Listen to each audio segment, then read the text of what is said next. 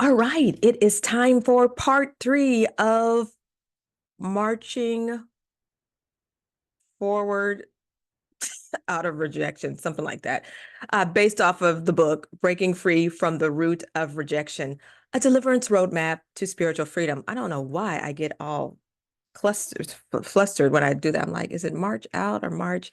That's because she created the title for that. So, all right, so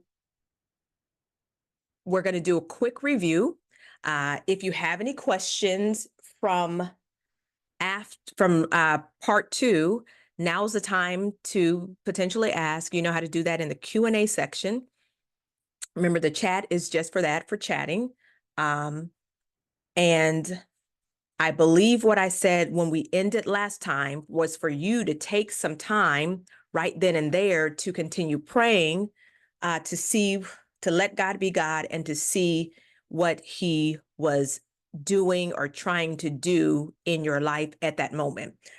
So again, we'll open it up for anyone who wants to share what may have happened, or anything poignant that happened, or an aha moment that happened after class last week.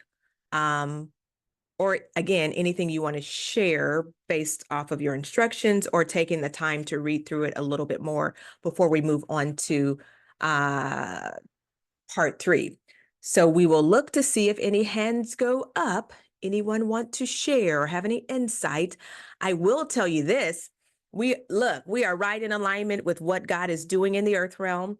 The last couple nights, but particularly I think last night, I saw that Dr. Sharon Nesbitt was mentioning how important it was to get free from the spirit of rejection. That was all throughout her message. So know that we are on and in alignment with God if she's saying that, and we are going over a book that was just released. Oh my goodness. We gotta, I'm like, oh my gosh, we got to get this to the whole body of Christ. So I'll probably leave this free for a little while. I may try to figure out how to get the videos on Amazon as well. All right, no hands are raised, so I assume all hearts and minds are clear until we get ready for questions about part 3. What I will point out from part 2 in a quick review, because we did not, oh, you know what? Sonia, guess what? I think this QR code in the book, I forgot, we were so creative this time. There's a QR code in the book for you to scan that should lead you directly to the book and to review. Clever, clever, clever, clever. So just remember that. And then, yeah, that's it. But what I wanted to point out from part 2, because we just, almost made it through. It's so we see I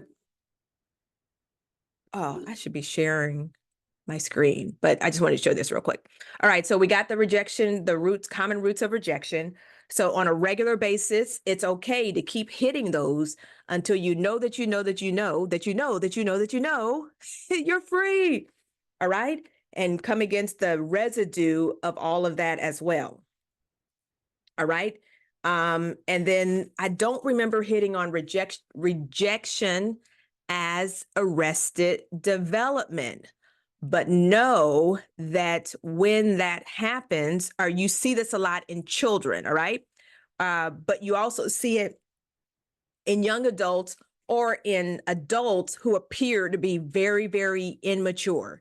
They seem to be mature in the spirit, or can preach well, or in certain incidences, they walk heavy, but then in the things that are most common and the issues and situations that you think they should really, again, be able to match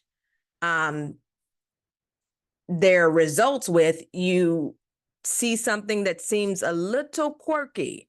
That quirkiness tends to be arrested development. All right. When something has happened in your past that literally stops you from moving forward, it literally arrests your development spiritually, mentally sometimes. And again, with lots of ailments and illnesses, I'm trying to make sure that I'm right, and I'm trying to be politically correct, but I'm not going to even go there. In certain instances and illnesses and things that we see regarding children and others, a lot of that sometimes has the spirit of arrested development has to be dealt with. All right. Now, again, I believe in therapy. I believe that there are lots of situations that require help and require natural, I don't want to say remedies, but medicines and things like that.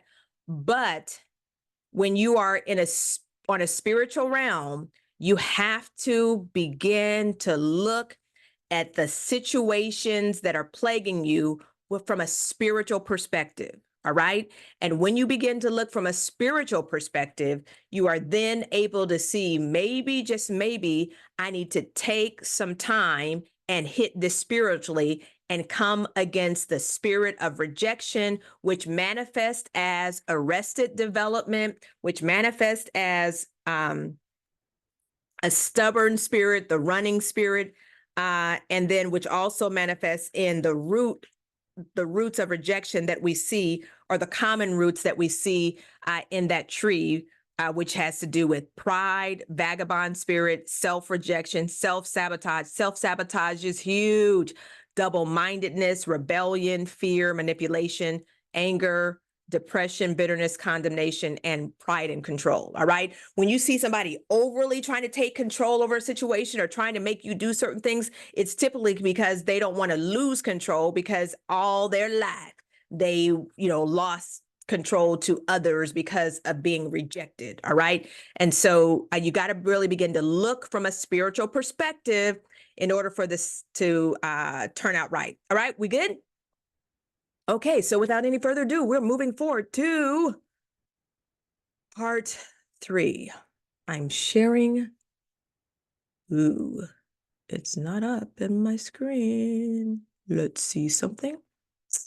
Rama Reshte. Let's see, where is it? One more thing.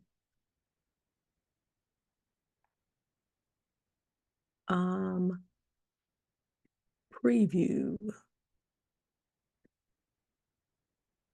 All right.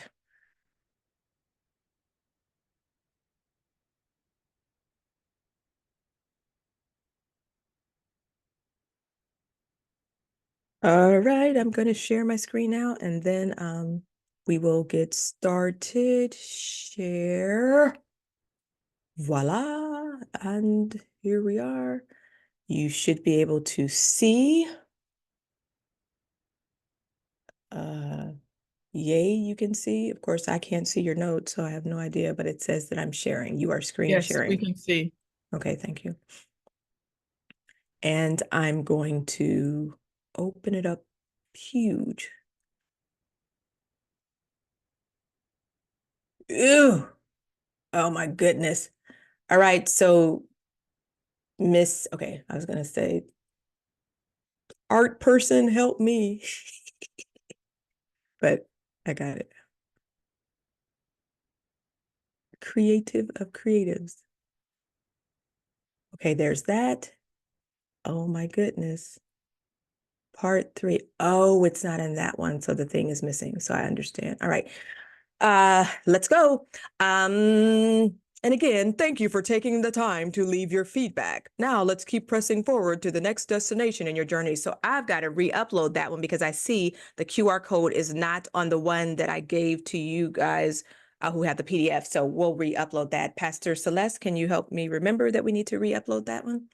We have like 2 of them uploaded, but the one that you guys get to download, for whatever reason, it doesn't appear that the QR code is there, but it is in the book and it is online. All right, part 3, inspecting the foundation. For we are God's fellow workers, his servants working together. You are God's cultivated field, his garden, his vineyard. God's building, according to the remarkable grace of God, which was given to me to prepare me for my task. Like a skillful master builder, I laid a foundation, and now another is building on it. But each one must be careful how he builds on it, for no one can lay a foundation other than the one which is already laid, which is Jesus Christ. 1 Corinthians 3, 9 through 11, and that is the amplified version of the Bible. All right, what leaders need to know about the spirit of rejection, whether or not, let me just say this, you're a leader now, you've been a leader in the past. I know one thing, you will all probably be leaders in the future. So get ready, because this stuff will hit you like you've never been hit before. All right.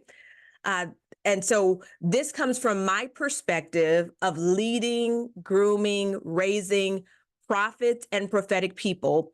But also I now put into that category fivefold leaders, meaning apostles, prophets, pastors, teachers, evangelists. Did I hit everybody? Apostle, prophet, pastor, teacher, evangelist. Yeah. And lay members, and those who tend to join or become partners with the ministries that I oversee. Definitely prophetic, many apostolic, or many more very evangelistic or evangelical in their upbringing, or evangelistic in their upbringing. What do you mean by that, Apostle Dwann? That means like for a lot of folks who've come from mega churches, what you know about the lens that you are looking from is the lens of your pastor and your leader and what you hear from the pulpit on a regular basis. All right. So that's why if you're a prophet, fivefold. If you're a prophet or apostle, you need to be around somebody who sees and was raised prophetically and apostolically. All right. So when it comes to rejection,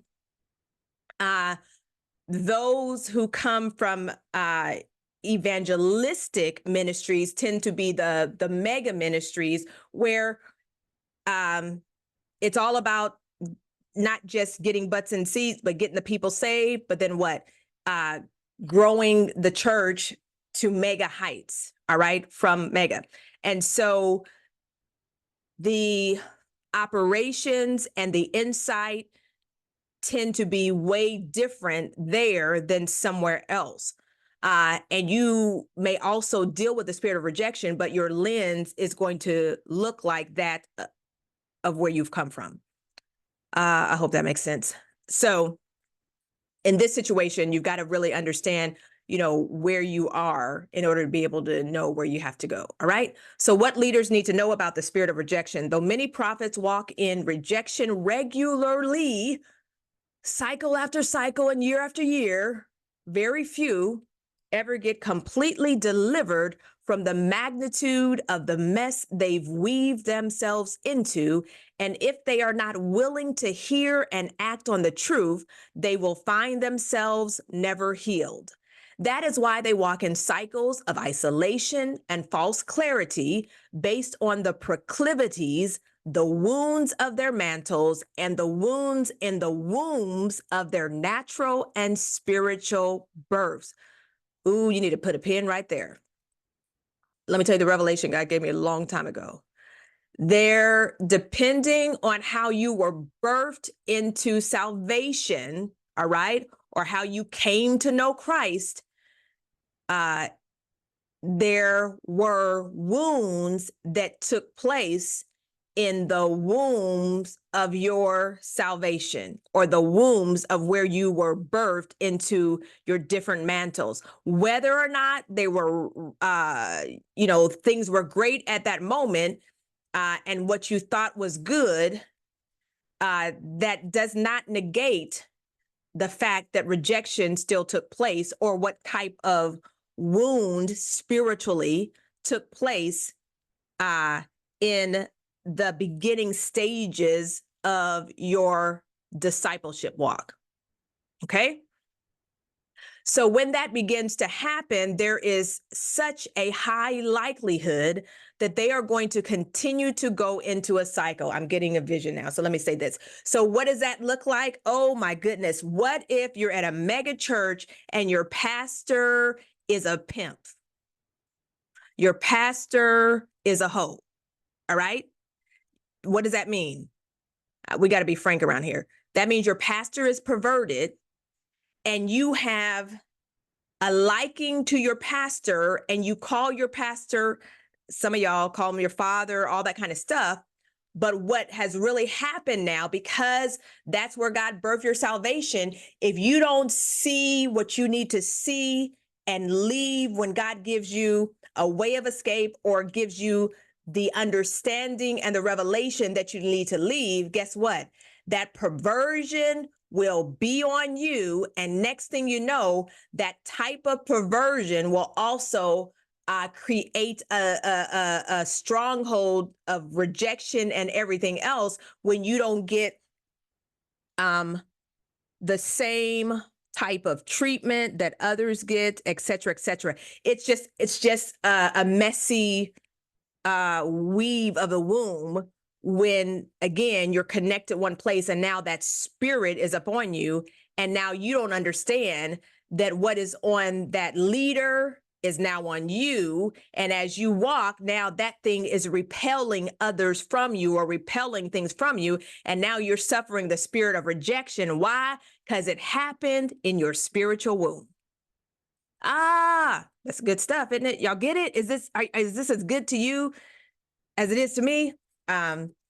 So you got to really take the time. You got to look at the proclivities of the ones you call father, the proclivities of the one you called bishop for 20 something years, the proclivities of the one you called mother and all that kind of stuff. That's why I tell people coming into, any of the ministries I lead, it's not personal, but everyone who comes here, I'm not your mother. All right. I'm not your spiritual mother. I didn't birth you into salvation. Now, I might be your prophetic apostolic mother to a certain extent, but I'd rather be your apostle than your mother because you'll give me more respect as an apostle, especially if you have a bad relationship with your mother or your father or something happened. All right. And I don't want to have to go through all that because it's just too much rejection. And then I'm looking like the fool. All right. But the point is, you got to understand how to communicate this as leaders.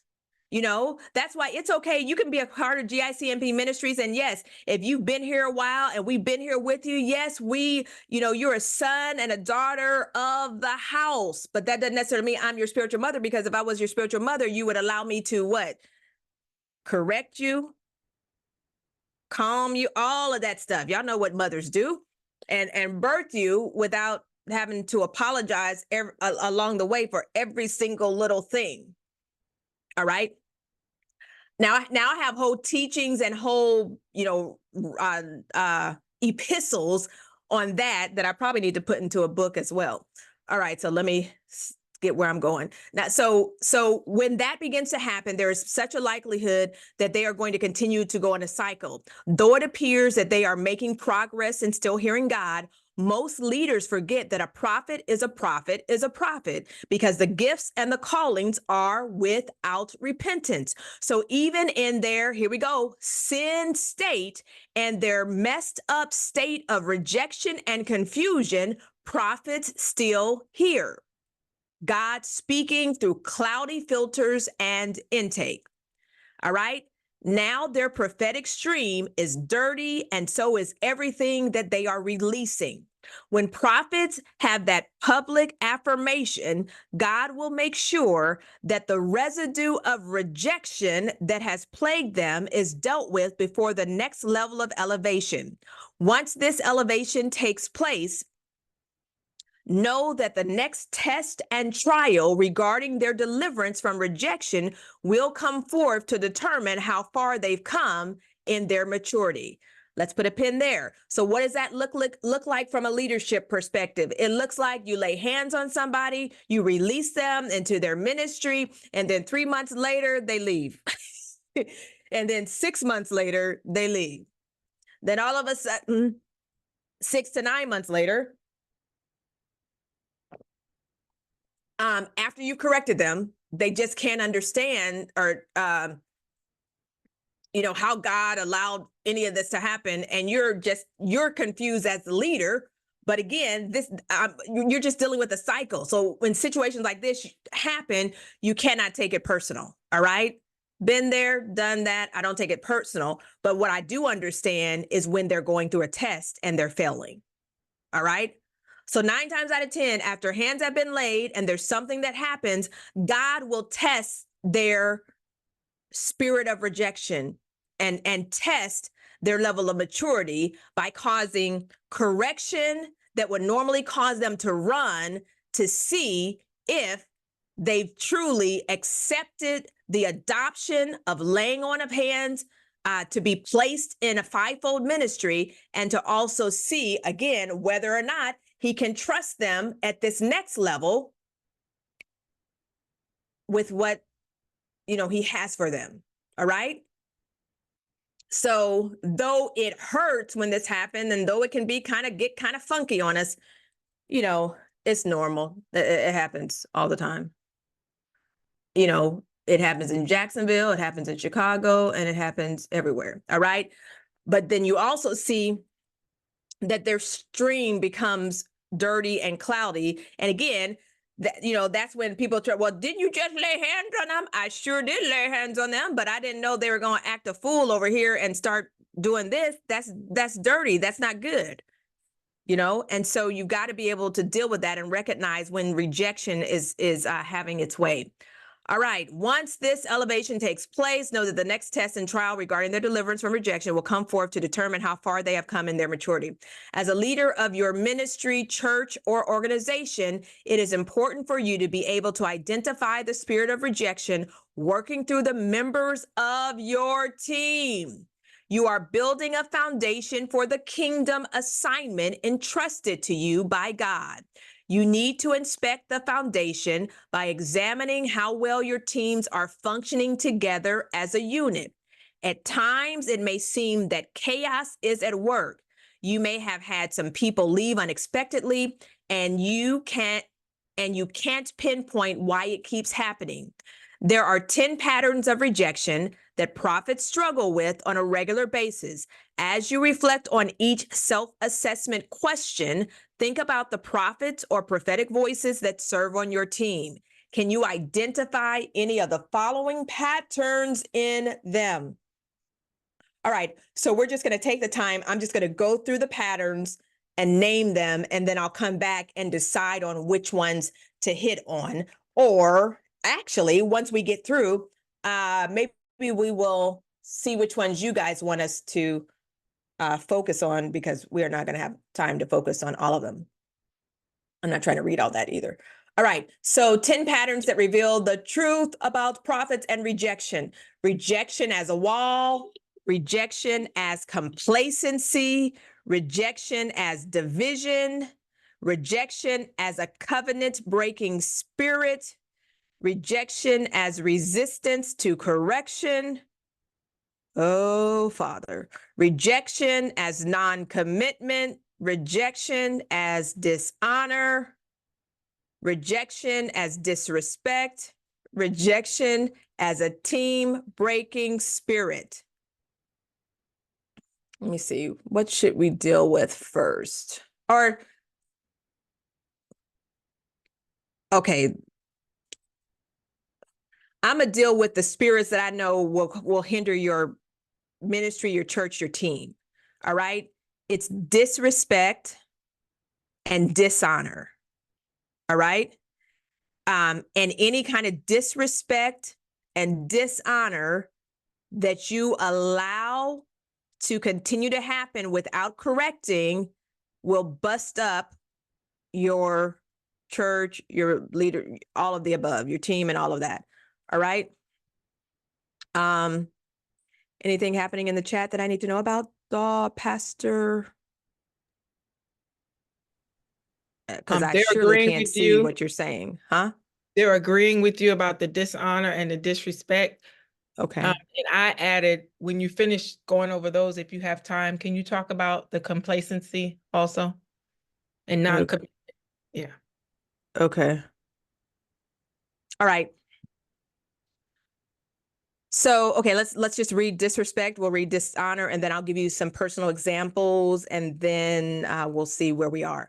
Okay, do they seem to show disrespect towards you? When people are rejecting respect for you, they are rejecting themselves and getting caught up in different situations. It is not just rejecting you as leader, but it is more like they are trying to do something so awful that no one wants to forgive them. It shows their feelings of unworthiness and condemnation. All right.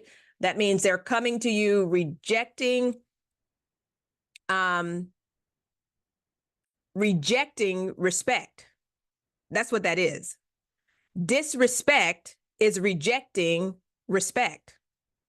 All right. So if I reject respect for you and I do that publicly, guess what that does? It spills over, especially if you allow your leaders to disrespect you. All right. You know, and disrespect and dishonor go a long way. I might look up, or Pastor Celeste, will you look up a definition for disrespect and maybe biblical as well, but just look that up. All right, rejection as dishonor. Have they shown dishonor towards you? I'm telling y'all, you got to deal with the dishonor up front. Rejected people reject honor by showing a false representation of it. They will say yes, ma'am, and no, ma'am to your face, but behind the scenes, they are rejecting what you are doing. You need to be very careful of those who pump you up in public, yet their behavior doesn't match what they are saying. They are still dealing with rejection. It will haunt them from a little child to a full-grown adult. One of the main reasons that people go through rejection is because of what they have dealt with as a child. They haven't thoroughly addressed the rejection that has been ingrained in their lives. They haven't dealt with the rejection that hit them as a little boy or a girl or early on in life by an authority figure. And because that authority figure caused so much pain, the spirit of rejection is manifesting in so many ways that rejected people cannot explain, comprehend, or identify it. It begins to play tricks on their minds, and it begins to pose a potential doorway to offense in their hearts. All right. So dishonor and disrespect are a heart issue. All right. Dishonor and disrespect means there's something in their heart that is not allowing them to move forward, but there's a root of rejection, and it tends to be bitterness. They tend to be mad at you for some reason or another, and they cannot verbalize it. So they will dishonor you and disrespect you, but it's very subtle and sometimes hard for others to see, but you see it. And then, they're the most nice person, got the biggest smile, all kinds of stuff. And then you're like, what in the world? But you got to be able, again, to identify it.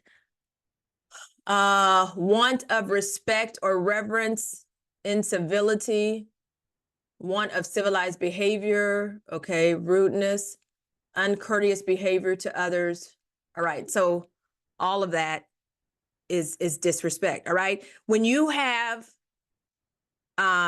explained order of the house and how order reigns in the house, but certain leaders disrespect and dishonor the rules of the house, there's rejection there. All right. And then there's some you just gotta you gotta work with them over and over. Or what happens is it spills over because it looks like you're accommodating their disrespect and their dishonor. I'm telling you, get them in a room, start calling out the spirit of rejection and watch them break. I'm telling you, all you got to do is say, Anytime you see crazy stuff like this, just start praying, I bind the spirit of rejection that came in the womb as a child. I bind the spirit of rejection that came for your mother, your father, and those in authority to you. Boom. Watch what happens. I'm telling you, it breaks them down. It breaks that spirit down. All right. So those are the two. And then what happens, that's why you got to be very, when they disrespect and dishonor you, that means they could care less about the team. All right. And so rejection as a team breaking spirit is, folks, they don't want, they reject unity. You're like, we're a team, we got to do A, B, C, D, but they off to the side trying to do stuff. I don't care if you're an introvert, all that stuff. I'm very much an introvert. I'm only doing this because, I was trained as a communicator in TV news. So when the lights, camera go on, guess what? I go on. When they go off, I go off. And I think that's just how God trained me so I could get up here and do what he's called me to do. All right. That's it. But technically, I'm an introvert and I will stay in the house. I could stay there for 7 days. I don't have to talk to anybody. But the point is, when I have to, I have to. When you come, to see me or to one of our events or something, guess what? I'm gonna smile and talk to you. But if you want to find out where the real division is taking place in the church, on a team or an organization, go find the secret conversations. Find those people who say, keep this between me and you, because rejected people do not understand the purpose of teams. Teams are created to do the following things: produce unity, honor, respect, and commitment, foster accountability and responsibility, and have relationships. When you have teams doing this together, it is possible. One of my leadership stances and protocols that I stand on, and it upsets people, is I believe in peer accountability. Oh my goodness, I really believe in peer accountability. Video. So when I am not around, someone else who knows what we promote as a team can correct you and say, that is not what we do here. If you are dealing with rejection, then it will split up every kind of unified front. It may be done in secret, or it may be done in a secret or divisive way. People begin to sow secret discord and get into conversations with people that they shouldn't be talking to, because these conversations can shift them out of position. Okay? When people shift out of position, it tends to be because they've had a dishonorable and disrespectful conversation with someone else who operates in the spirit of dishonor and the spirit of disrespect. But again, it boils down to the root of rejection. All right. Why do they have to reject everything here so they can feel better, look better? All right. And what makes them so comfortable to do this thing, again, that it now rejects the order of the house. All right. So you got to be able to really see that, but it takes time sometimes, unless you know what it looks like.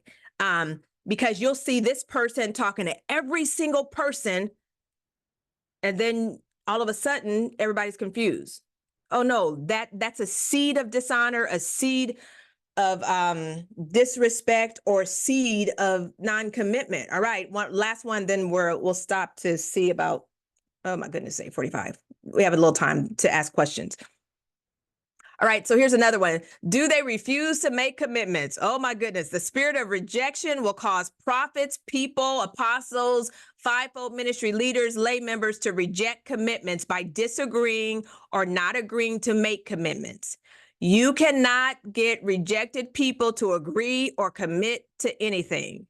They will be critical about how you or anyone else does it. If they have never dealt with the grief of the loss of a parent, they are not going to be able to commit. You have to look at patterns. Your patterns will show the demonic manifestations and the pacts that you are dealing with. They will reveal the things that put you in a cycle. The spirit of rejection makes it seem like you don't know how to work with people. You need inner healing groups in the church to stop this pattern. All right. I'm gonna take a break right now, stop sharing my screen, see what you guys are saying, and see if you guys have any questions. Or let me say, does this make sense? Is it making sense to you? And the right answer is makes sense, or no, it makes a little sense, or please explain this. All right. So what I want to do, because I don't want to run out of time, is I want to take time now to go over any questions that you may have, or if there's something that you want me to dig a little bit deeper in, then let's give me the question about that. I'm going to, Pastor Celeste, do we not have any questions? Is that amazing? All right. Do not have any questions yet, but I'm sure they're thinking of some. All right, y'all, are y'all thinking, or what do you need? Now's the time. So remember, you can raise your hand. If you raise your hand, we'll open up your mic for you to talk. Or if you're not in an area where you feel like you can talk, or if it's a noisy or whatever, then you go to the Q&A section and put in your question. All right. So while you're doing that, well, praise God, y'all all are saying it makes sense. Are you? Is it? I was about to say, is it shocking making sense, or it's confirming making sense? And you're like, shoot, I just got bamboozled by the spirit of rejection. Somebody put basically deliverance is taking place while you're talking. So, Okay. All right. So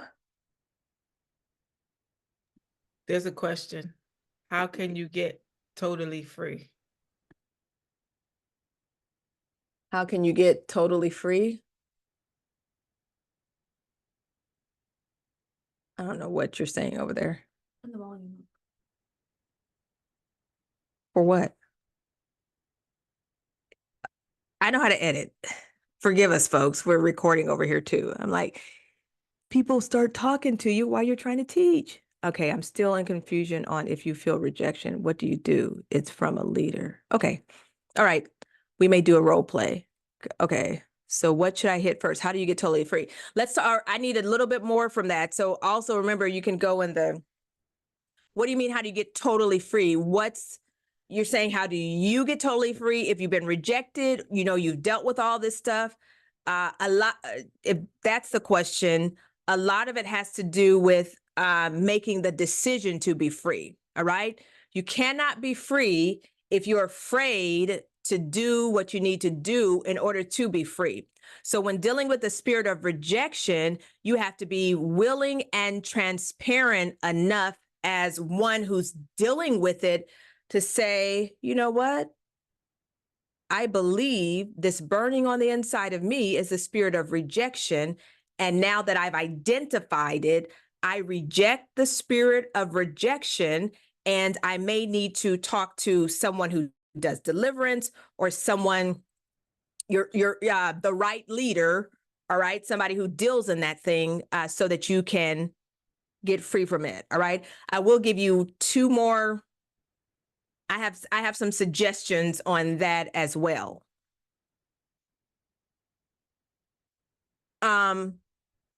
Revelation. Yeah. Well, see, because here's what you got to do. I mean, just think about it. They're dissing somebody's, Dwann, I see you. It's revelation to me that someone who disrespects and dishonors has rejection issues. Yeah, because well, you have to look at the patterns of disrespect and the patterns of dishonor. Now, the reason I know that is because of my intimate relationship with those I know who had it. And when disrespect is in your household, it will overflow into your church, your ministry. When disrespect and dishonor is close to you, in close relationships to you, whether it's a dear friend of yours, and they deal with rejection, and every time something happens, they tell you about something and they reject you in a nice, nasty way. Oh no, they're rejected because of what they've dealt with. So I've been able to observe the patterns of those who I call dear. Are you hearing me? And once I saw the patterns on high levels and those in my inner circle, I said, oh my gosh, this is what allowing disrespect and dishonor to flow so heavily again in my ministry or in my organization. All right. So that's it. Now, what if that person is not willing to accept that is the spirit of rejection? How do you handle that person? Again, in situations where, now I believe rejection not dealt with can kill you. Rejection not dealt with can kill your ministry, kill your church, and kill all kinds of stuff. So you cannot deal with that lightly. And so when I'm saying you got to make decisions, you've got to make the right decisions that will lead to the right results. But some of you are afraid to make the right decisions. What does that mean? You mean to tell me I need to tell them that I will not accept them talking to me like that anymore? You mean to tell me I've got to say, you know what? I don't accept this and I will not allow you to do A, B, C, D? Yeah, because once you do that, guess what? They're going to flee. They're either going to deal with it or flee. Bottom line. All right? But we're not all able to, again, deal with it. Okay, so let's see.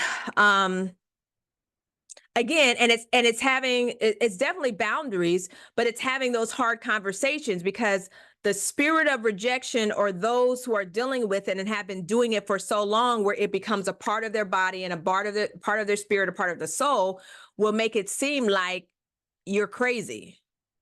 All right, will make it seem like, oh, that's not me. But then now you're dealing with the spirit of narcissism. What in the world? That's not me.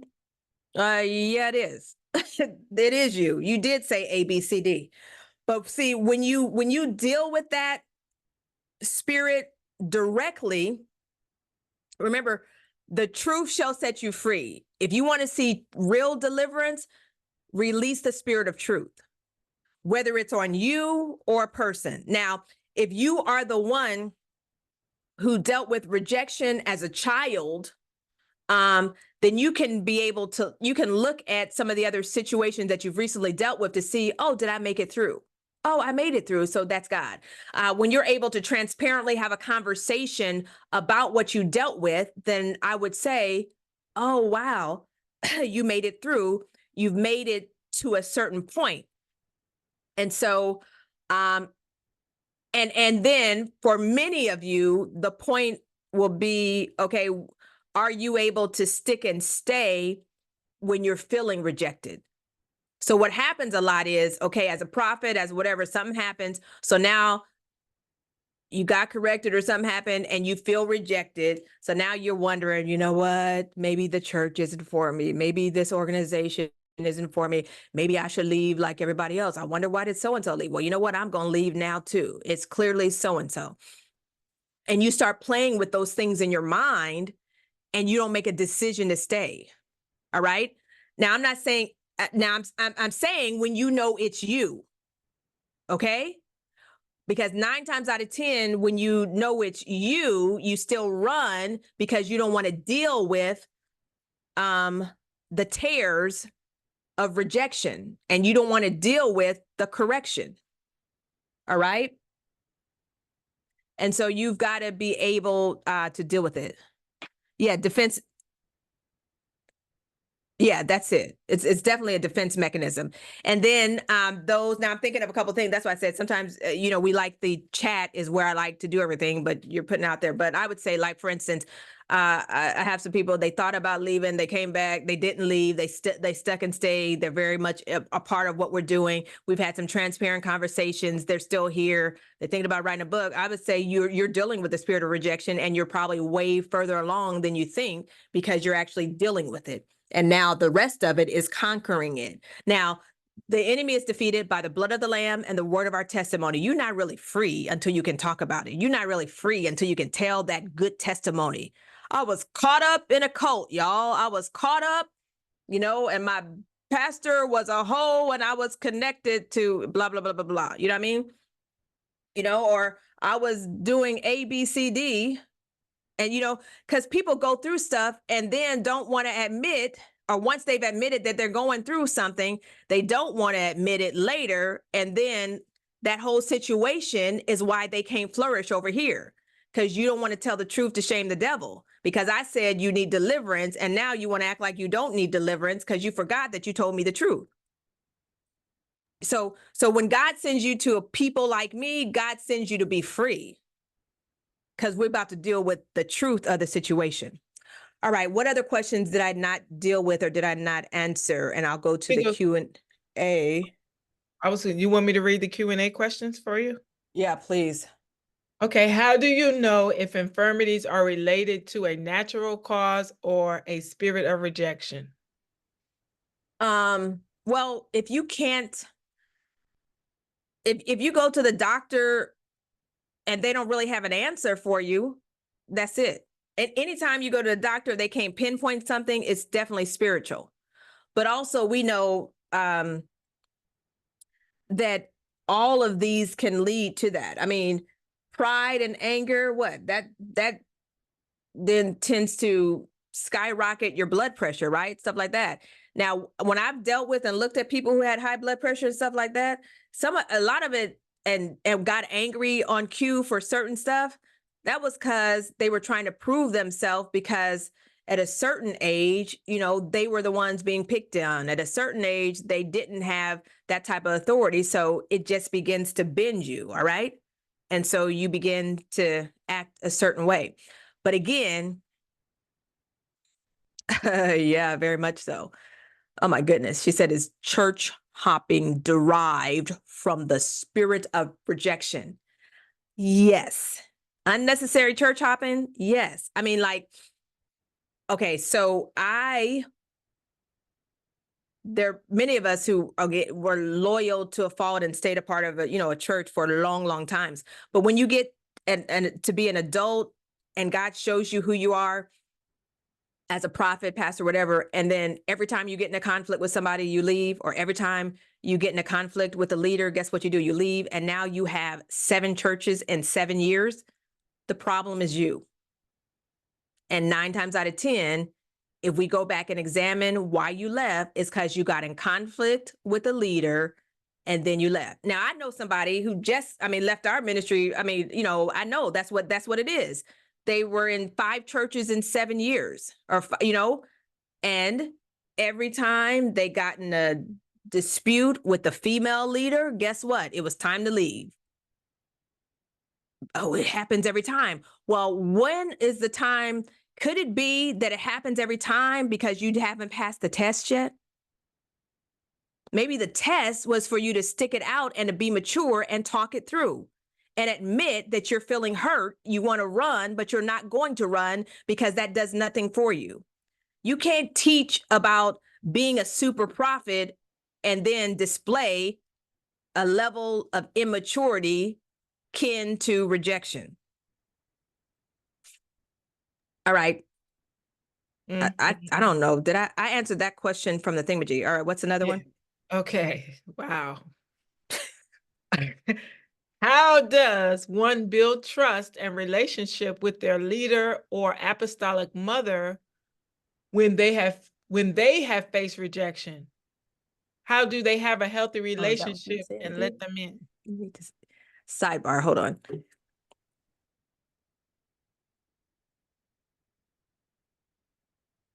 All right, say that again. How does somebody deal with their mother? Basically, how do you build trust with a leader or apostolic mother when they have been rejected?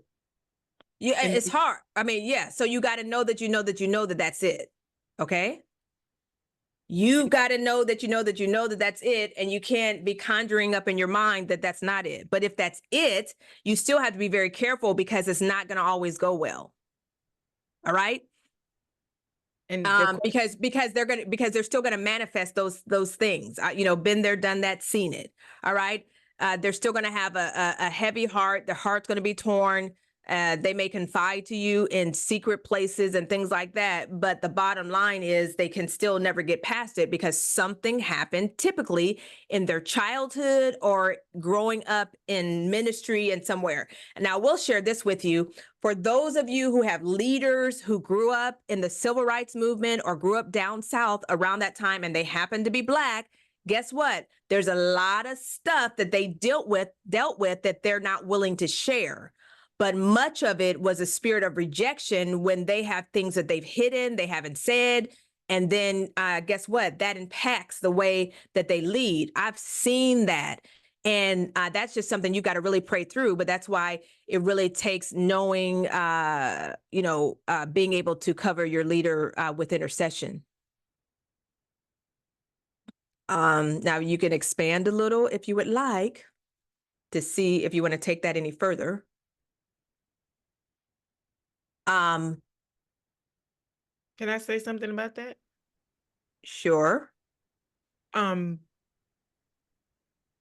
have to know, like, and you can correct this or not, but like if you're assigned to that person and you know that, I believe God will give you, if you're assigned to that person, because they still need help, but you got to protect yourself. And I don't know if you have tips on that. It's like how to stay in an assignment, like a Saul type, David type relationship, or even what came to mind was Naomi. I'm not Naomi. What's her name? Ruth. What's her? Yeah, Ruth and Naomi type, where she was just like, "Get away from me, leave me alone." But Ruth didn't leave. Right, but I still see that as different than David and Saul. Yeah, they are different. Right. So okay, so let's talk that through. So that was good. Now there's a difference. Again, that's great, actually. There's a difference between a David and Saul and a Naomi and Ruth. All right. Over here, they knew they needed each other. Over here, they tell you they're jealous of you. So you've got to be able to recognize that you're not dealing with a rejected leader if they're not cutting you down and saying crazy stuff because they're jealous of you. You do not have a David Saul relationship unless you see that. I've been there. You know what I'm saying? Been there, done that, but I've been free from that because I knew how to get my butt out of Dodge at that moment because God gave a way of escape. On the other hand, Naomi and Ruth knew, okay, this is going to be better. You know, there was a choice. Orpha decided to go, but whatchamacallit decided to stay. But even in that, there was still a pour and reciprocity in that relationship. Y'all see that? So I say a lot of times those who are who are still dealing with rejection like to try to place rejection on their leader, but what they're doing is projecting it on their leader. That's why I say you've got to be very, very sure your leader is not dealing with that level of rejection that you think is happening unless they cussing you out from the pulpit, doing all manner of evil against you. Are you hearing me? You got to see this thing because this is where we get confused, and this is where we start saying the wrong thing about somebody when really it's you. Are you hearing me? Why do we need, can't we just leave? Sometimes you need a way of escape when you have been manipulated into staying. All right? Or when you know God assigned you to stay and you don't need another confirmation, you just need God to provide what? A way of escape so you can escape properly without it coming back to haunt you. All right? We have to be wise as a serpent and harmless as a dove. All right. So there are sometimes like in past when I left places, I didn't talk to those who were on another level. It took some of you guys know my story, but it took Rosemarie McDonald 1.5 to 2 years to find me because I was respectful and didn't want to draw any attention to me when I left. I wasn't trying to call anybody from the church because I knew it would come off the wrong type of way. And so we've got to lend ourselves to wisdom and maturity and stop being messy like the world. Are y'all hearing me? Now, I am not a psychotherapist, nor do I have any kind of certifications in mental health or anything at all.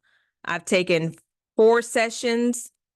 The minimum that you need to get board certified in chaplaincy, of course, Christian counseling, stuff like that. And I have discernment, and my life experiences is why I'm able to talk to you here.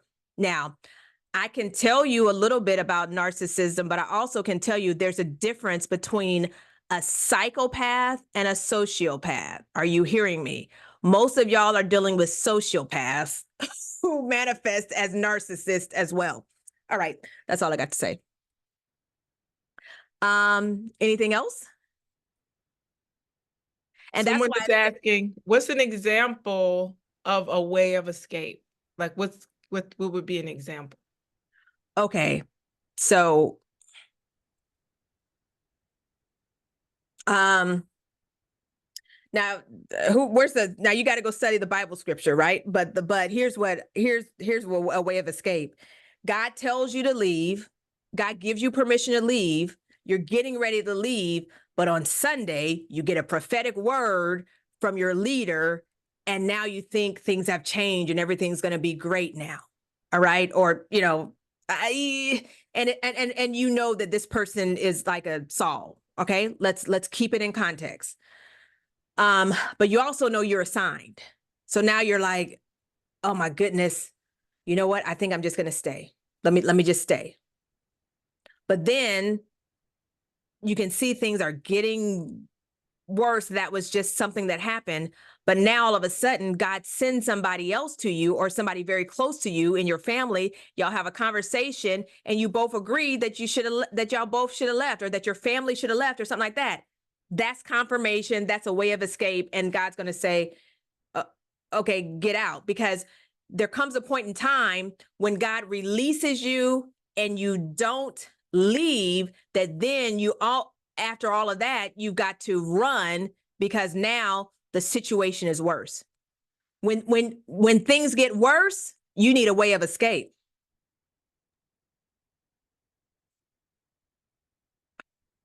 Are you hearing me today? Amen. All right. We are coming up on the hour. You have one more question. Okay. And that says, is being disrespectful and dishonor a lead to disobedience, or in line to disobedience? Or will it lead to disobedience? You're already disobedient. Mm-hmm. You're already full of rebellion.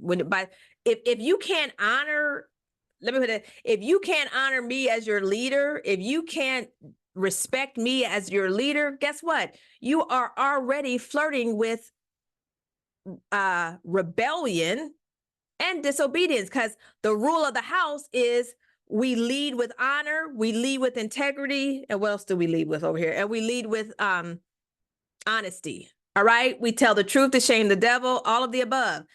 Integrity, that's all of that.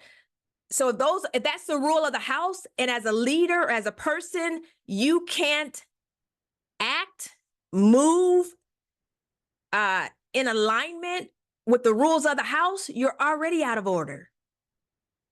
And see, that's where we try to make things, easy to swallow for people. And you try to tell them you can make your own decision. You cannot make your own decisions about tithing here. If the rules of the house are tithing, and we've talked to you about it, guess what? You're up for expulsion. You're up to be sat down. You understand? I'm going all over the place, but I'm telling you, sometimes you got to break it down just like that. Because what you're doing, I'm telling you, is this deep. What you're doing now is you're potentially sabotaging the whole house. And so now this vision that I'm working on is being sabotaged because you think you have the option to tithe as a leader. The devil is a lie. What in the world? And what does the word say about that? All right. He didn't come to shatter the law. He came to fulfill the law. What in the world? All right. Let me not go down the rabbit hole of some, but again, I like to break it down. I like to break it down. Okay, I experienced that before. God said, go, leader gave a word. I wish I could stay because of the relationship I had with others in the church. I obey God, left. But that's good. If you left, that's good. All right, but I'm saying it's a case by case basis. But before you ever accuse or say that your leader is dealing with the root of rejection, I'm saying it's nasty. The spirit of rejection on a leader is nasty. All right, the spirit of rejection on a leader is, again, sinister, nasty. There's another word that I'm thinking of that's not coming to me. Vindictive. All right. When you see that on a leader, then you can say, shoot, it's look like they not just they dealing with something deep. Yeah, that's typically the root of rejection. All right. But if you see, your leader just saying, hey, we're about to do this series, call people out, A, B, C, D, blah, blah, blah, and they moving on with their life, that's not rejection. All right. Does that make sense? Pastor Celeste, did I explain that well enough? Yes, you surely did.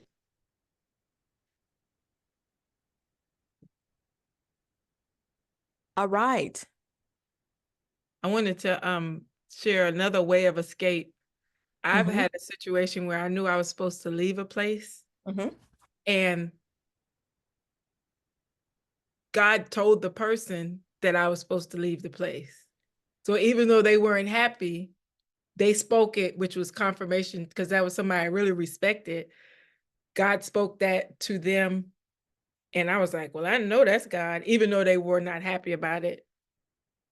So he made their way of escape through their mouth. Right. And that's there's nothing God can't do, and there's nothing that prayer, won't handle. All right. So that's why, again, take it to God in prayer first, and make sure you see what you really think you're seeing.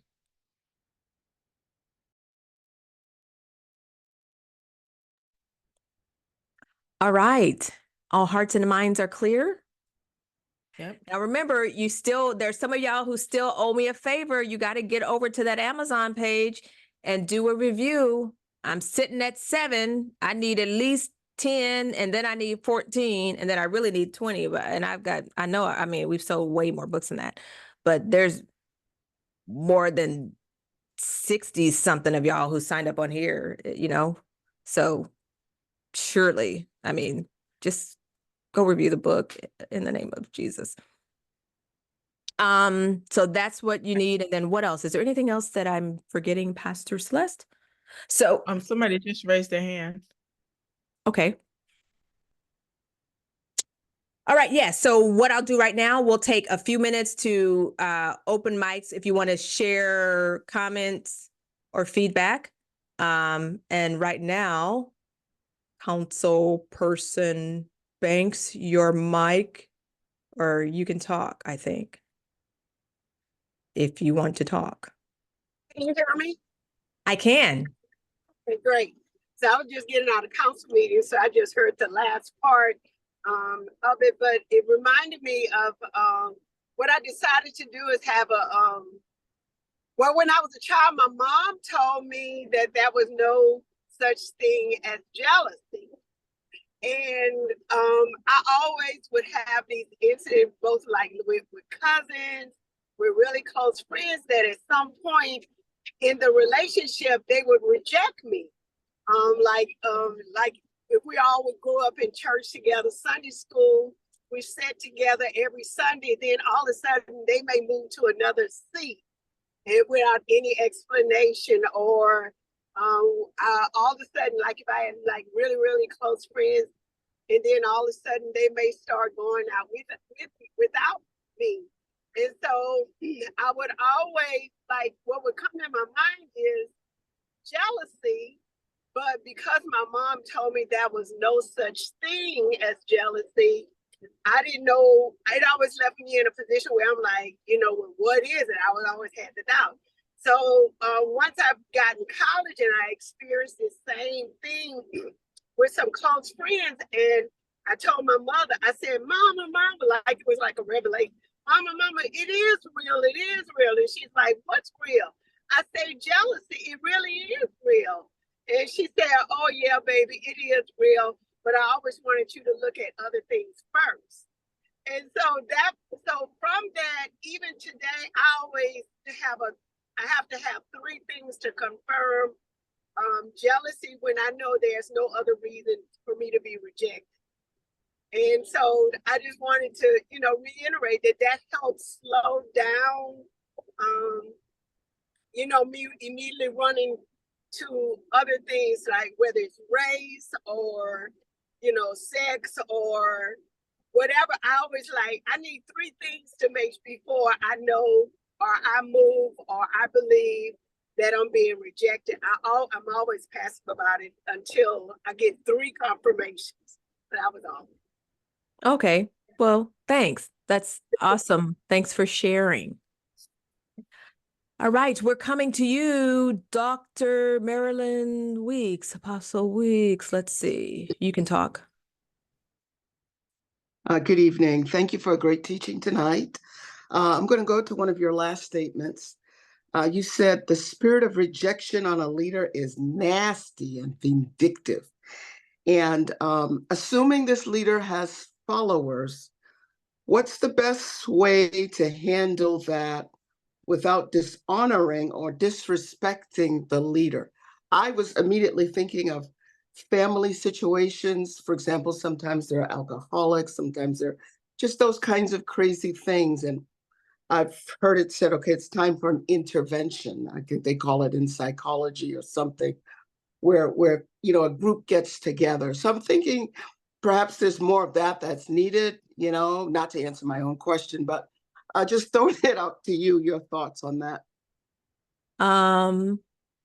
Interventions are good when those who are intervening are really on the same side and see things the same way.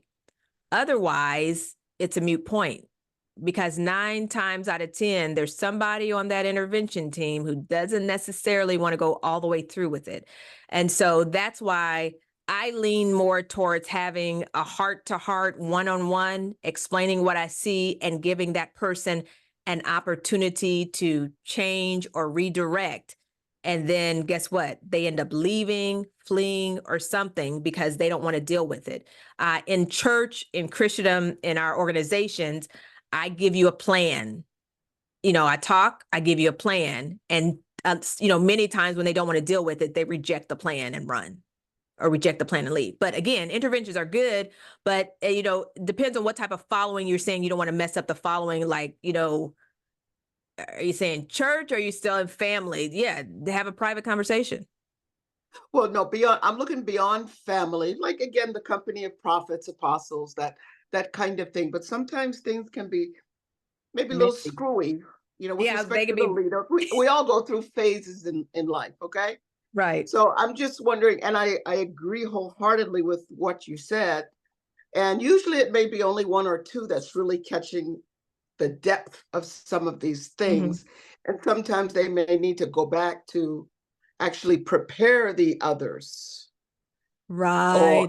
Or in part, that's the peer accountability piece, I think, that can come into play. But there has to be more structure and teaching, I think, on how that can work. Right. And if I think about some situation that you and I have dealt with certain, leaders and stuff, because, we work together as a team, I say, some of the folks that we've dealt with just weren't ready for it. So there's nothing else we could do.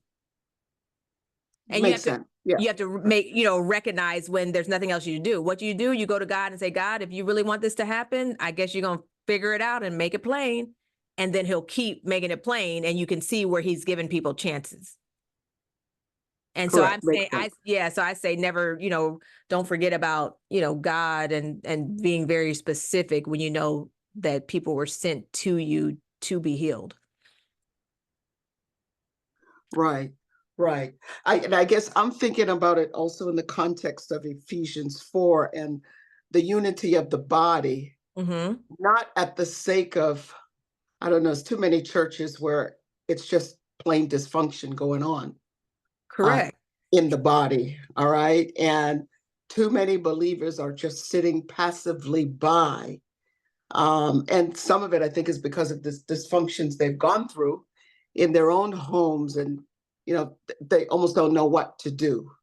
Right. But you know what I've done, and I've done it publicly, and then I was applauded privately by several people that I did it publicly, because they saw something going awry and they were like, oh, snap. What's going to happen? Who's going to deal with this? How are we going to deal with it? I had the person, somebody coming up, or I'm getting texts saying, can you deal with that? I was like, yeah, I think I can deal with it. You know what I do? I release the spirit of truth. And sometimes you got to go into a situation, go into territories and prophesy and leave and decree the spirit of truth to shake up the atmosphere, but to also cause whatever's happening to calm down. But I think it also then creates a wake up call for some who dealing like with that spirit. All else fails, spirit of truth, folk. Not even all else fails. That's the first, that's my go-to. Which comes to set the people free. Exactly. And yeah. So you could pray for 15 minutes releasing the spirit of truth. You know what I mean? Correct. Yes. Yeah, that's a good one. All right. Thank you. Anyone else? We got time for one more person if you'd like to share.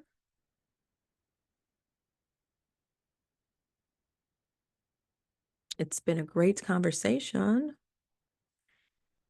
I guess y'all are just sitting here pondering, huh? Jennifer Taylor has raised her hand, and one other person. Let me see. I see. All right. Jennifer Taylor, you're up. Hello. Hello. Thank you for the teaching tonight. I really enjoyed it. Great. I want to briefly give just a little scenario of something that I've experienced recently.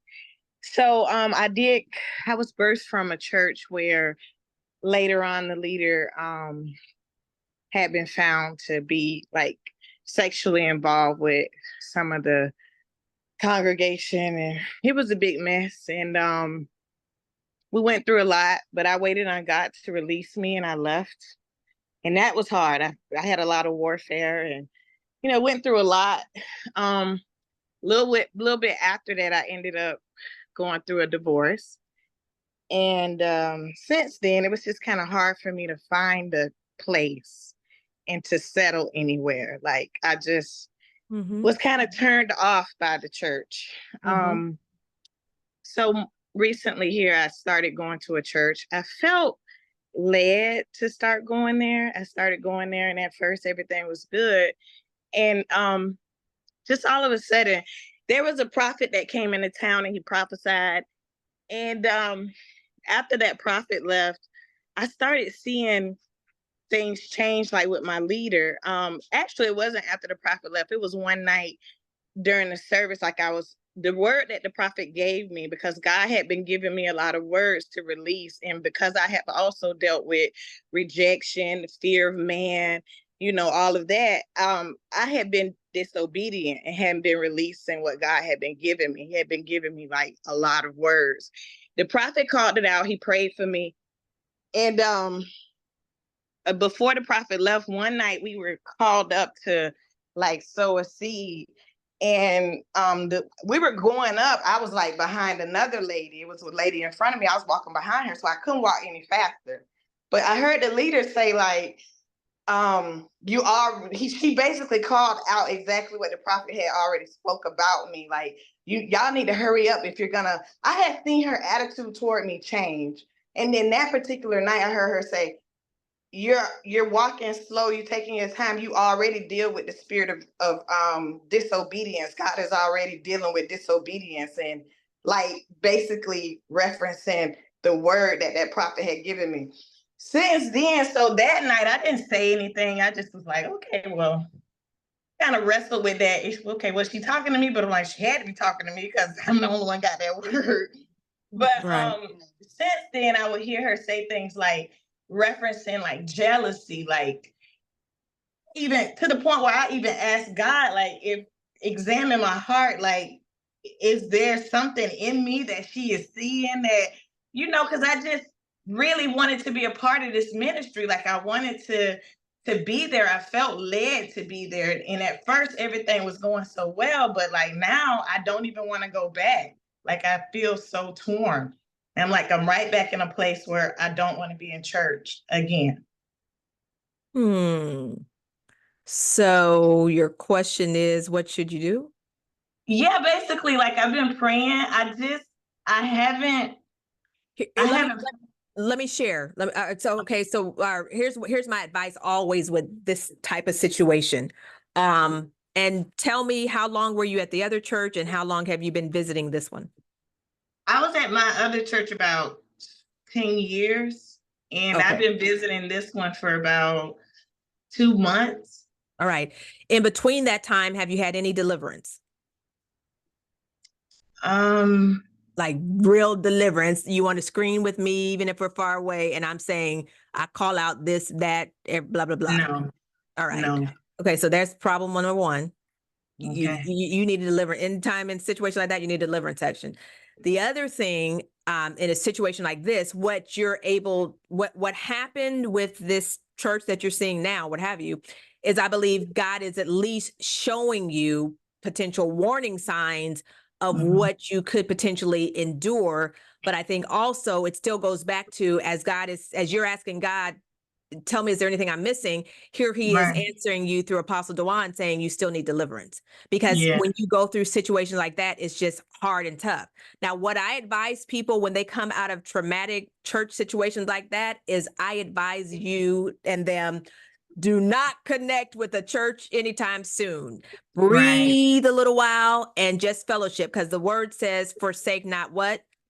The fellowship. Now, and so I also say now we offer, what do you call it? I call it, they used to call it watch care back in the day. Have you ever heard of that? No, ma'am. Oh my goodness, how old are you? I'm 41. Don't tell me.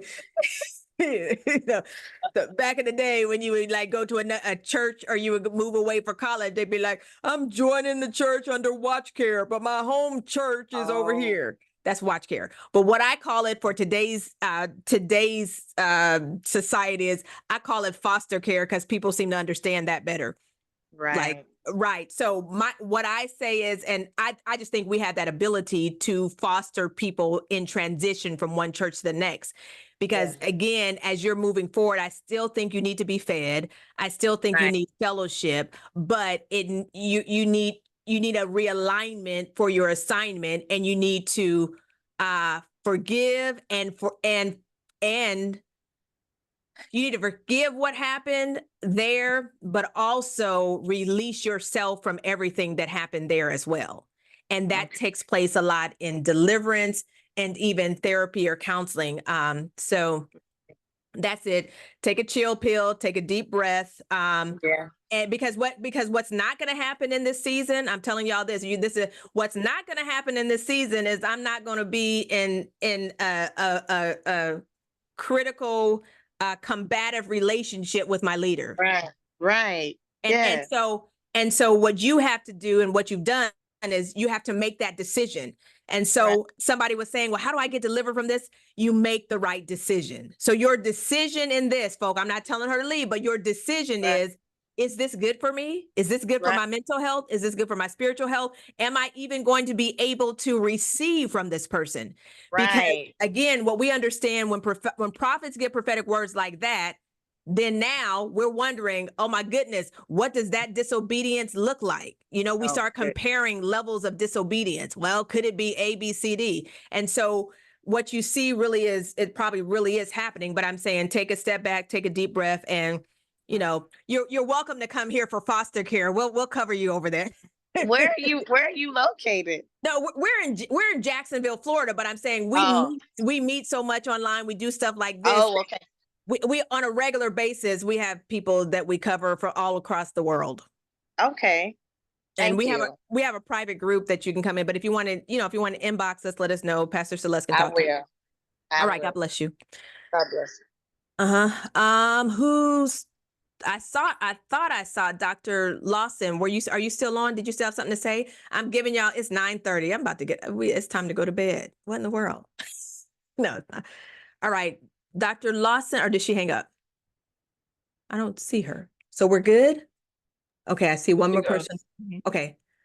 All right, Dr. Lawson, go ahead.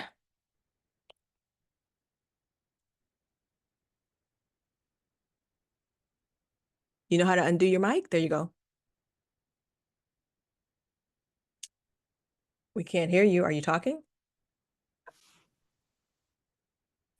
Hit me. We can hear you now. We can hear you now. Okay, you can hear me? Yes. Can you hear me? Yes. Oh, I'm so glad you mentioned to the young lady about she needed deliverance. I said, oh, but because I felt that. But no, I wanted to, so many things just hit me. Initially, when we moved to Jacksonville, we were spiritually assigned to a church that, like I said, the pastor was from the streets and he knew nothing. And later on, we found out that he everything he did was street, and so most people thought we were the same way. And my husband wanted to leave, and I said, "No, we have to leave with integrity." And just as you said, I prayed. I said, "Father, give us a way of escape that we can leave with integrity." And and literally, the pastor also wanted to get rid of us, but we because once we start finding out the things, and God set up a way of escape. And whereas we left to do another assignment that he assigned us to, and the church was no more than a couple of blocks away. We get there, we're in love with the church.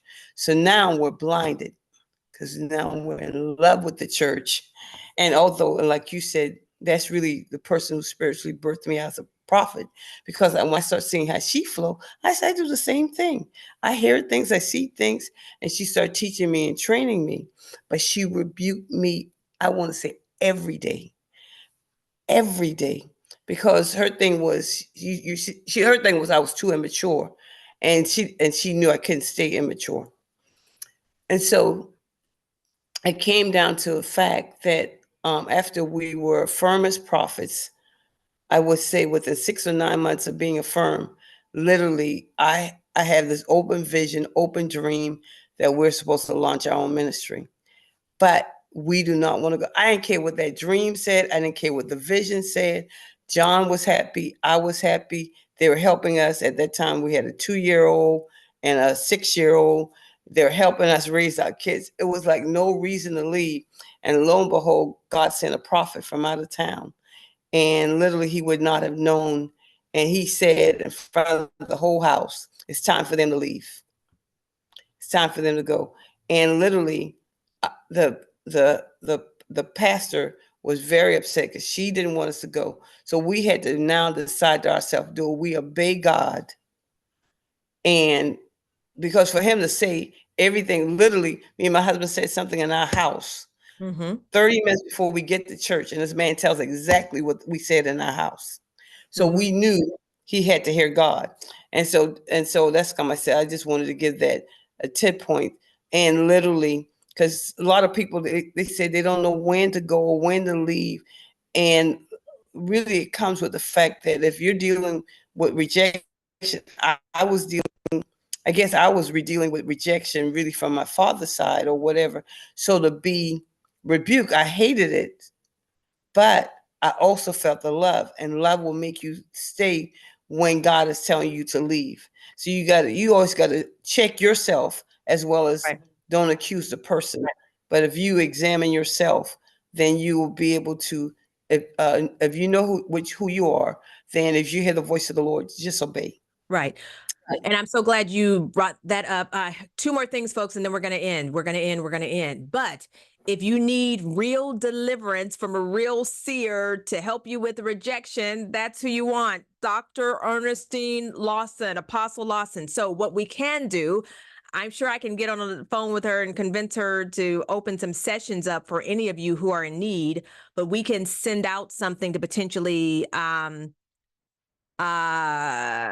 coordinate that. But I'm saying in this moment, there are some of you who are probably realizing that you really do need a deep deliverance session.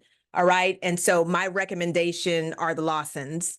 She and her husband, they get on no matter where you are, they can get on a Zoom with you, a call with you, but you got to be willing to really receive what they say, because God really takes her deep into your background and takes her to see those rejected places and spaces that have happened in you that you may be afraid to address. So if that's what you want, we can make that work. All I say is that you got to prepare a seed for them when they do it. All right. I'm asking you, we've freely given all of this to you, but when you get on a deliverance session with them, make sure you have a seed ready to sow into them. And I'm also now going to challenge each and every one of you before these 4 weeks are over. I'm going to challenge you all to give a seed of at least, $100 or whatever God tells you. But I'm just saying, just sow a seed of $100, even, into our ministry and what we're doing. And I appreciate your feedback and you guys being here, because it's really, again, showing me how much we really need to keep pressing and pushing. And I saw on Amazon, maybe on the Kindle, where you can put videos up. Now, I know we can put videos, but I'm saying you can connect your book to like a Bible study session. So I'm really going to look into doing that as well and keep these open, or I might just do some advertisement with it. So do me a favor before the week is out as well. Review. And then if you're on any of these social media platforms, or if you got a following, you got an email list, do me a favor and send out, some information on the book. Tell people to grab it and, give a testimony on how it's changing your life. But what we do is copy and paste. Now we're putting these out so people can hear. I think that's it. So I will get with Dr. Lawson to see if we want to. Typically, when it comes to rejection and stuff like that, you want to do a private session, and a private session, again, they have limits on it, but, you need to be ready for 20 minutes to an hour. But I'm saying, be prepared to sow into them. And so we'll figure that out. Dr. Lawson, I'm sure you and your husband are willing.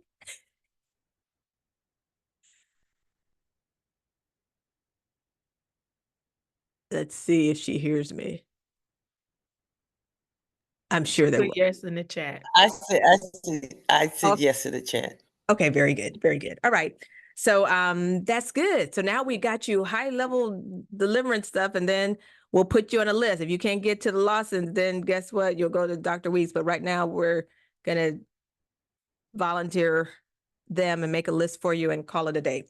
All right, I think that's it. All I'm gonna say is, may the Lord watch between me and thee while we're absent one from another. Amen, amen, amen. God bless each and every one of you. I love you with the love of God. Please, please, please do not forget to review the book. Do not forget to post about the book and everything. And thank you so much for your feedback, your comments, and for your staying power. It's always great to see you sticking and staying as we teach through this. So it's been fun for me as well. And I look forward to next week. God bless you and have a great evening.